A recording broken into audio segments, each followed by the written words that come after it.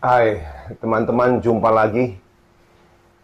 Kali ini saya ingin memberi sedikit reaksi, komentar pada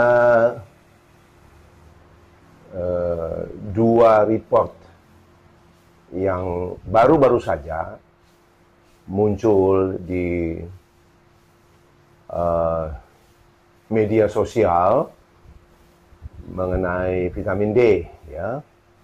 Jadi kira-kira bulan Maret dan April sampai April 2020, Profesor David Meltzer itu Professor of Medicine di University of Chicago mengadakan penelitian yaitu ada kira-kira 500 pasien, ya, ada 500 pasien yang terkena COVID-19.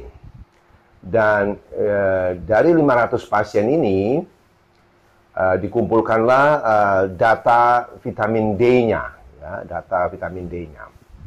Dan ternyata hasil penelitian daripada Profesor David Meltzer ini diangkat di JAMA Network. JAMA itu adalah seperti jurnal di Indonesia itu ID, ya, Persatuan Dokter Amerika. Itu jadi JAMA itu singkatan dari Journal of American Medical Association. Mereka punya JAMA Network untuk online, untuk di YouTube, ya. Dan penelitian Prof. David Meltzer ini ditayangkan di JAMA Network seminggu yang lalu, kira-kira tanggal 14 September 2020. Jadi hasil yang didapat di University of Chicago adalah dari 500 pasien itu ternyata disimpulkan bahwa apabila kadar vitamin D dalam darah kurang atau istilahnya adalah deficient, ya, deficient. Biasa yang dibilang deficient itu adalah di bawah 20 nanogram per mililiter, ya. Kalau kadar vitamin D dalam darah pasien-pasien ini kurang dari 20 nanogram per mililiter, maka kemungkinan terkena infeksi COVID-19 adalah 77%.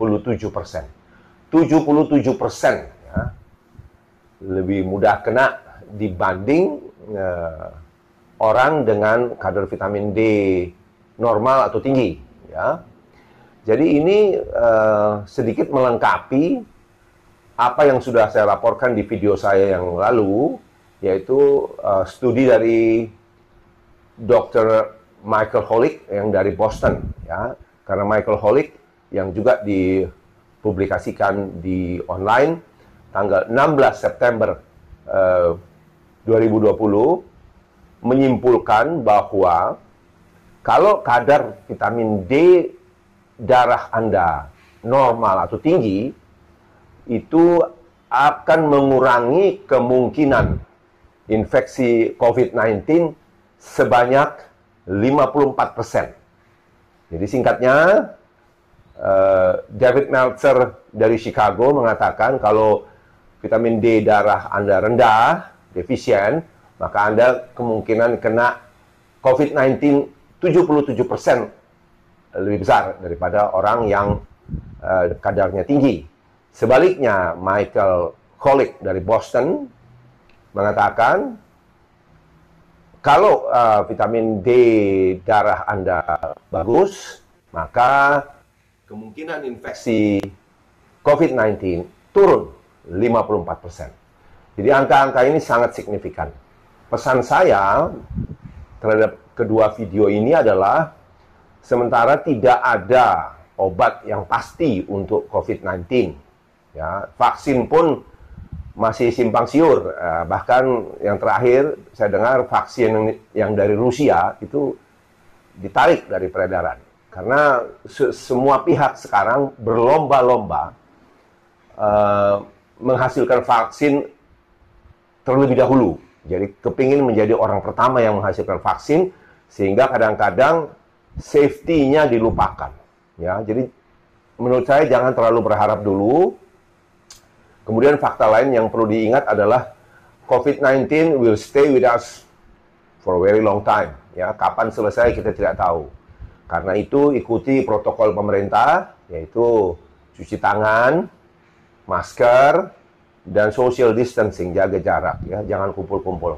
Selain itu, perbaiki vitamin D darah Anda. Gampang kok, relatif murah dibanding segala macam obat-obat virus yang harganya mahal-mahal, dan apakah efisien? A big question mark.